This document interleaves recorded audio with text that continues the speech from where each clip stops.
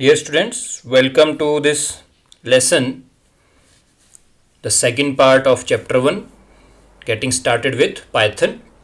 In the previous chapters, we have discussed the syllabus prescribed by CBSE for class 11th in detail, and in the next two videos, we discuss the first part of this chapter, in which we discuss the basics of programming language. What is a programming language? Why do we need it? And then we discussed problem solving, computational thinking and its process. And in the process, the important step of decomposition was discussed with examples.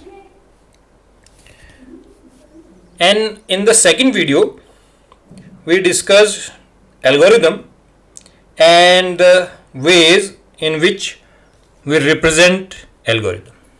The two ways that were flowcharts and pseudocode. I think you are well aware with all those concepts. If you are finding any difficulty, please visit the videos uploaded earlier and then come back to this second part of the chapter 1. So at the end of the part 1, we discussed pseudocode, and the pseudocode was discussed as independent from any programming language. Now we will convert that pseudocode in our code, programming code, with the help of a language. That language can be any programming language. It can be C, it can be C++, it can be Java, it can be C#, it can be Python. But as CBSE has specified Python in your curriculum, so we will be starting with Python. In this chapter, we will be discussing the genesis of Python and some programming features, how to install it, and what are the ways we program in Python. Okay, let's get started. This session will include history of Python, Python timeline, Python features, advantages of Python, how to install Python, what is Python ideally, what is command line interaction, what is script mode, how to use the first function, that is the most important function, that is called print, and at the end we will have a recap of all the concepts that we discussed in this chapter number 1. Okay, so let's begin with the history of Python.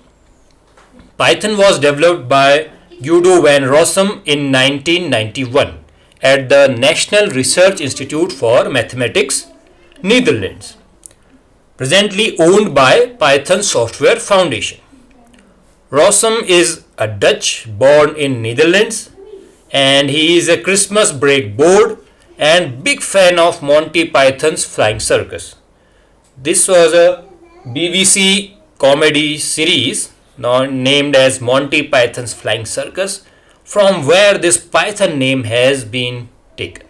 Okay, so this can be asked, from where the Python got its name, and there is the answer. A BBC comedy series named Monty Python's Flying Circus. Actually, when Rossum was enjoying his Christmas break, where an idea struck him that he should develop a new language, okay, according to his expectations from that language. Then he started developing Python. So you can see what a passion for programming he had, that he started developing a new language on his own, okay, as per his expectation. So if you have the same zeal, you can develop a programming language of your own also, but later. Okay, Python is based on the ABC language. That was a teaching language created to replace BASIC language. So the ABC and BASIC are the third generation languages. Van Rossum continued as Python's lead developer until July 12, 2018, when he announced his vacation from his responsibilities as Python's benevolent dictator for life. This title was given to him by the Python community to reflect his long-term commitment as Python's chief decision maker. Okay, so the post given to him was benevolent dictator for life, and he has taken a break or a vacation from his post on July 12, 2018. Let us see the timeline of Python, how the Python has grown during this period. In 1991, Python 0.9.0 was published. In January 1994, Python 1.0 was released. In 1995, Python 1.2 was released. Python 2.0, that was a milestone in Python, was released on 16th October 2000 with many major features including a cycle detecting garbage collector and the support for Unicode. What is a garbage collector? A garbage collector recollects all the memory that is not being used by the programming language and it makes it empty for the next use. Okay. In 2001, Python 2.2 was released, and the next milestone, that was Python 3.0, was released on 3rd December 2008. Python 3.7 was launched on 27 June 2018. The version 3.7.3 was released on 25th March 2019, and for your information, the latest version now is 3.8. So according to the creator of Python, Python is an experiment in how much freedom programmers need. Too much freedom and nobody can read another's code. Too little and expressive is endangered. So that were the words of Guido van Rossum, that too much freedom is very dangerous. Okay. So this picture shows the features in Python: easy, expressive, free and open source, high level, portable, object oriented, extensible, embeddable, interpreted, large standard library, supports GUI programming and dynamically typed. Okay, let us discuss them in detail. Simple. Python is a simple and it is a minimalistic language in nature. Reading a good Python program should be like reading English. So it is a very simple. You can understand a Python program by just reading it. Easy to learn. It has a simple structure that can be very easy to learn. That's why it has been included in your course. Free and open source. Means open source means the code, the program code is available for you and it is free. You can download Python for free and you can make the changes in the language if you are capable of making it, and then you can submit it for evaluation by the Python community. And if your changes are very good and they are futuristic, then those changes are included in the next release of Python by the Python community. So it is free, that you can download it for free, you can share it with all the others, and it is open source. That means its code, its core is available for you to change if you can. Okay, it is a high level language. It has a good memory management, because to manage the memory is the best part of a programming language, how to manage your RAM. It is portable. Okay, it can run in various systems. It is interpreted. This is the most important part, because the languages are either compiled or interpreted. Okay, so this Python is interpreted. How? First, you run the program straight from the source code. Source code means the code that you type. That is your program. That is called source code. Okay, it is a synonym for your program, source code. Then the Python program you type is converted into bytecode, and which gives a platform native language.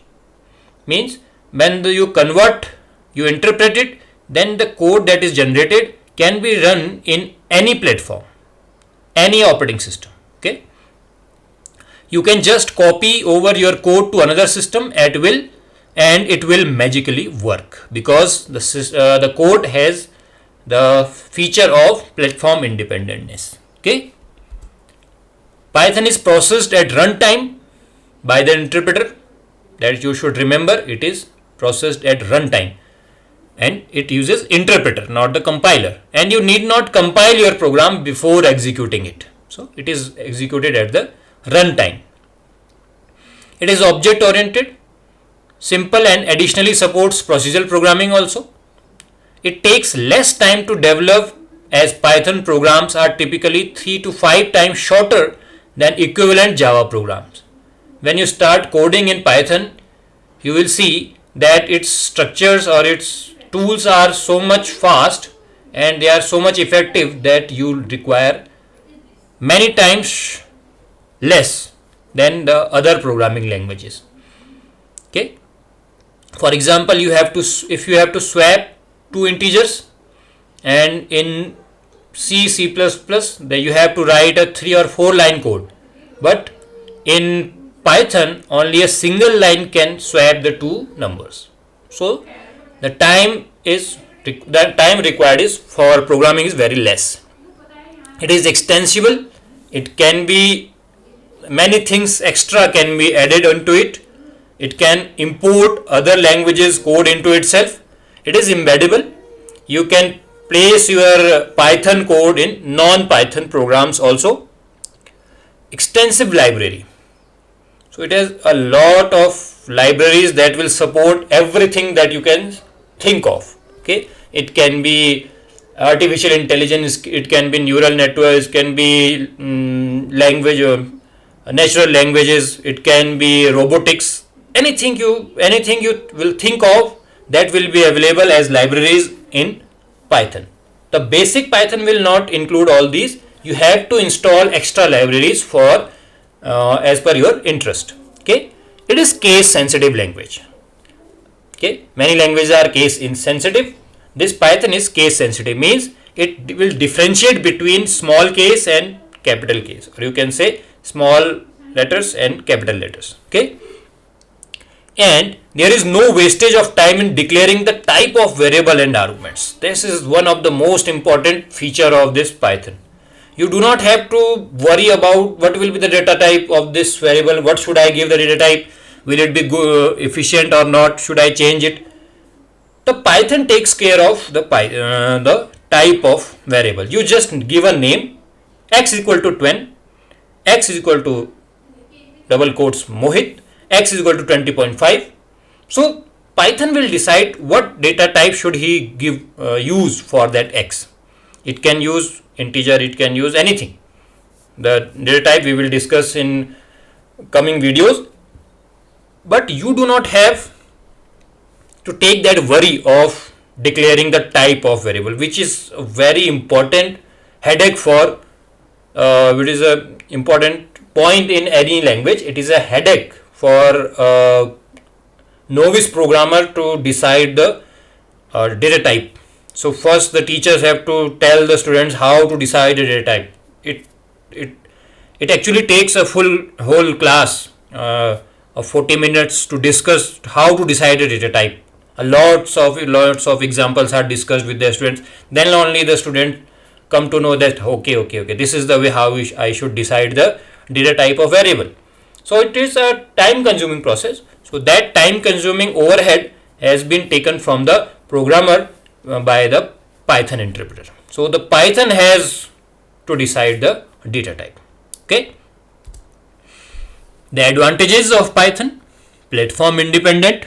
It can run on any platform, any operating system. Readability. The program code is very readable. You can actually get the feel of the program by just reading it. It is object oriented. There are two types: object oriented, procedure oriented. It is object oriented language. Higher productivity. You can develop the programs, the softwares or the projects early, so the productivity increases. Less learning time. You can learn Python in very less time. It is easy to learn. It supports GUI programming, graphical user interface. That, for example, your Windows, that is graphical user interface, where you can click the icons, double click, drag, drop, all these things are included in GUI. So Python supports GUI programming. Ample availability of libraries. Libraries are available for anything you can just think of. Syntax highlighting, it highlights the syntax. Free and open source, it is available for free, and you can change the source code if you are capable of doing so. And variety of uses. Python is used in all the domains of programming nowadays. Okay, so these were the advantages of Python. But are there some any disadvantages? Yes, a bit. Not the fastest language. Okay, it is not the fastest languages in this programming world. It has lesser libraries than C, Java and Perl, and not strong on type binding. So this thing is also an advantage and disadvantage. Type binding means to bind a particular variable to a fixed data type. If you are taking x as equal to 10, then x should be considered as integer. But in Python, if you say now x is equal to 10.5, then the data type changes to float. So Python is not strong on type binding. Okay. Now we are going into the depth of Python with Python installation. How to install Python? You can install the Python from its website www.python.org/downloads. Okay, so Python is maintained by a community you have seen earlier, and the updated versions are uploaded in the website, and you can download the latest version there. The latest version will be 3.x, where x is any number. So during installation, please remember to click the checkbox for adding Python to system path. It is very important to add a program that you require, a programming language, into your system path, so that you can run that Python from anywhere. Okay, if you are working in command prompt and you try to run Python from your that called CMD prompt, command prompt, you just type Python, press enter, your Python IDE shell will be available at the command prompt only. So that is only possible when you add your Python path to the system path. Okay, so there is an option when you will download this Python latest version and you will install it. There will be a window where it will ask you, and there will be a checkbox. It will ask you to add Python to system path. You just tick it and install, and that will add it to the system path. If you want to know more about how to add a program to system path, you can watch the practical video of class 12th. That is a separate playlist, and you can go there and see how we have added our Python in the system path. But for now, you do not require that much of depth. You just tick the checkbox and it will be done for you. The above installation installs the Python IDLE, Integrated Development Learning Environment. Okay, IDLE, Integrated Development Learning Environment, in the system in your computer, which is used to run Python programs interactively using command line mode or script mode. There are two modes to run Python: command line mode or script mode. So the window given below is how your Python shell will look like. When you will open Python IDLE, this will be the window. You can see the name, the version, that is Python 3.7.3, and if you go to the website, you will find the latest version. Please, when you install it, it should be the latest version.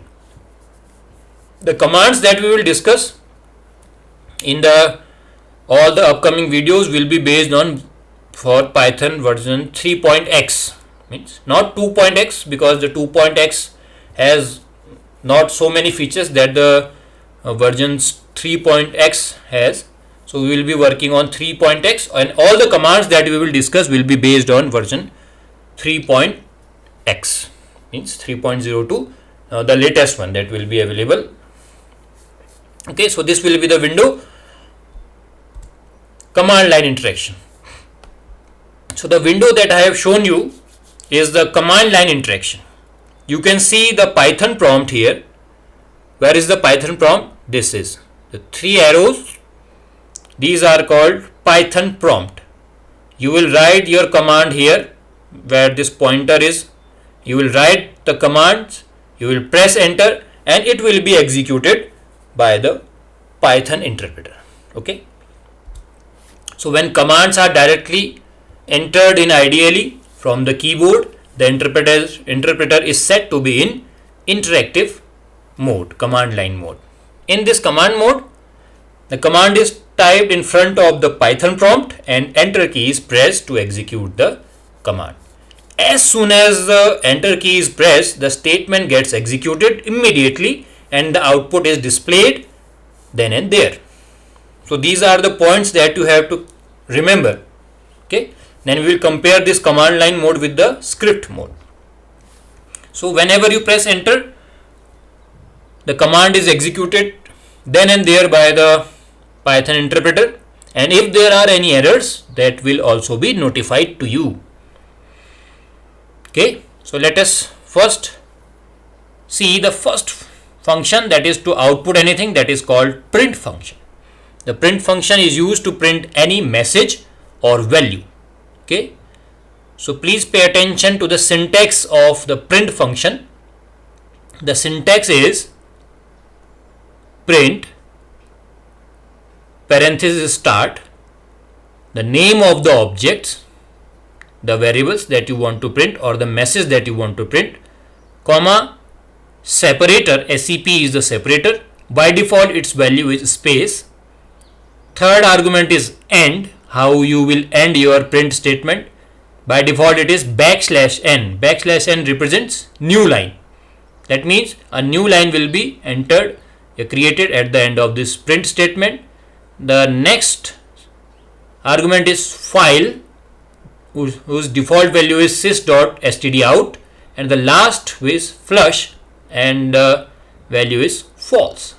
Okay, let us discuss these arguments one by one. Objects, the objects that you want to print. Star means there can be more objects, or not only one, it can be more than one. If you want to print 3 variables, you can give the names of those 3 variables. Suppose you have taken variables as A, B, C, then you will use print round bracket start A, B, C. Okay, and round bracket closed, you press enter and all those values of the ABC, if they are given by you, will be printed on screen. The second argument, that is separator. Separator means with which sign you will separate those values printed by you. In the example we have discussed that we will be printing 3 variables A, B, C, and if we write sep, the separator, equal to hash, see in single quote we will write hash, then what will be done, that all the 3 values will have hash after them, A hash, B hash, C hash. Okay, so hash will be used as separator between the values. By default the separator is a space, single space in single quotes. The third space is end.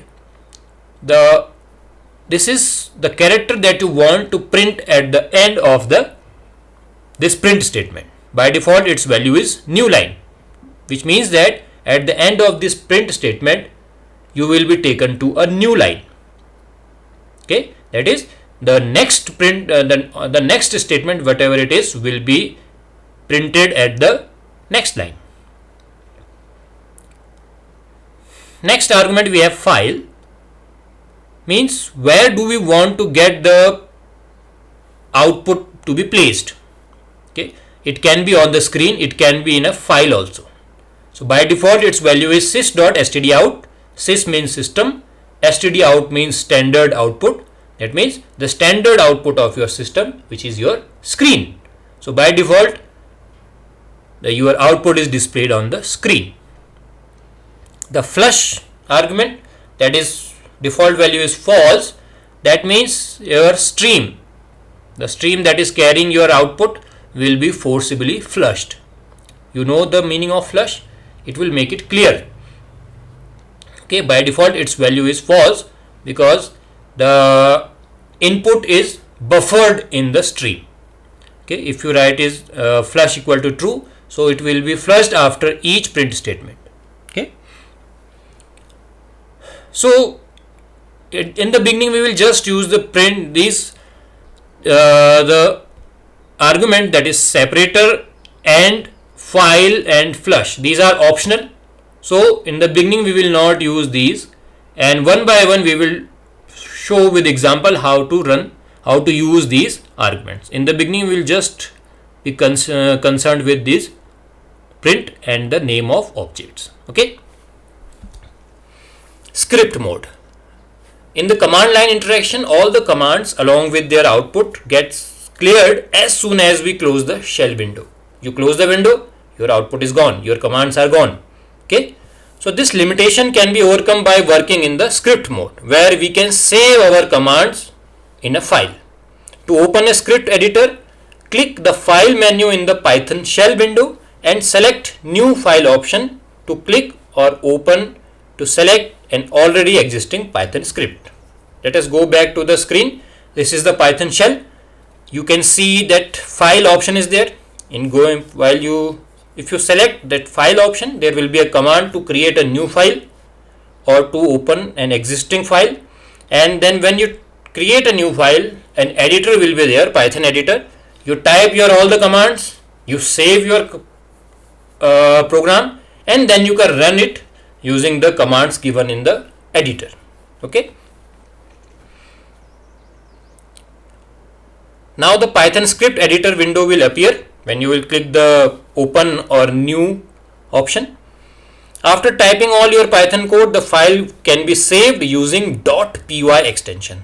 Please make clear in your mind that all the Python programs will be saved with .py extension, like .doc is used for Word file, .xls for Excel file, and so on. Similarly, the Python has an extension named .py. So whenever you save your program, you have to save it with .py extension. So to execute the Python script, there is a shortcut key F5. Okay, or we can go through the keyboard shortcuts also. Select the run module, and there you will get the select the run menu, and you will get the run module option there. The result of the script will be visible in the parent Python shell. A Python shell will be opened and you can see your result, the execution of your program, and if there are some errors, they will also be notified to you. You can correct it and then again run it. Okay. So if you want to close your Python shell, there is a command exit. This exit function is used to close the Python shell. Okay, I think you are clear with it. We will see when we are in the programming section, we will see how to run a command in interactive mode or script mode. Okay, you just now here you should only know about the differences between the two modes.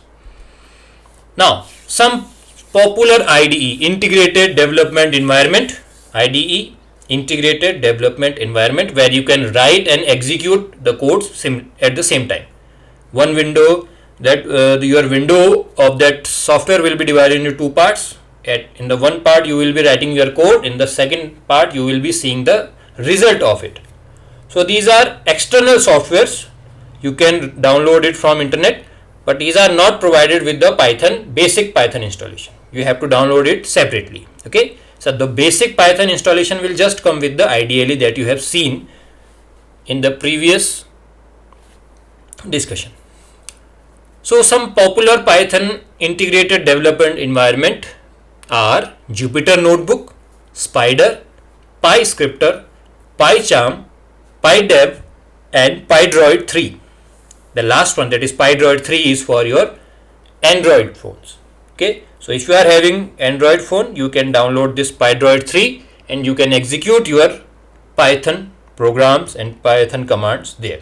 Okay, so these are external IDEs. These are not provided with the standard Python installation. You have to download it separately, but what it is providing is, it provides you both development environment. Integrated development environment means you can develop the code and test the code at the same time, at the same place. So these are popular IDEs. They require some extra space. That's why when you develop a project, you use these. But all the programs that we will be developing during our this video lesson series, we will not be using any of these. We will just be using the basic Python IDLE. Okay, if you know the use of basic Python IDLE, you can make you can make yourself comfortable with any of them. Okay, they are just software. Some basic knowledge of keyboard shortcuts and working can be seen, can be different for all those, but we will just be concentrating ourselves on the basic Python IDLE. Okay, because it takes very less space and it is very fast. That's why we will be using Python IDLE. So now this is a memory tester for you. The questions, the answers for which we have discussed earlier, you must be able to answer all these questions if you have gone through this video with complete attention. I think you must have. So you can answer all these questions and you can judge your knowledge. If you are not able to answer these, please go backwards. Again, watch the video at your pace slowly and run it again and again until you are okay with all the concepts discussed, and at the end you must be able to answer these memory testers. Okay, so these are the memory testers for you. Please try to answer them for yourself and check the answers from the previous topics that we discussed in this video. You will be able to judge whether you are right or wrong. If you are wrong, please see the video again and make your concepts clear. Okay, and at the end I have some practice questions for you from this chapter number 1, starting from the computational thinking up to this discussion of basic Python IDLE and a command called print. Okay, so these are the practice questions for you. I hope that you will solve them to test your knowledge of this first chapter, and I hope that you will be able to solve all these questions with 100% correctness. If you are finding any difficulty, you can write your queries in the comment section and I will get back to you with the answers and all your queries will be solved. So this brings us to the end of this chapter number 1, where we have discussed problem solving, computational thinking, algorithms, decomposition and basics of Python. Okay, so in the next video we will be starting with the chapter number 2. Until then, I hope that you will run these videos, go through these videos again and again, and you will be all clear with your concepts so that you can start with the new chapter where we will be going in depth of the Python characteristics. Okay, so we will meet in the next video. Till then, keep safe, keep learning. Thank you very much.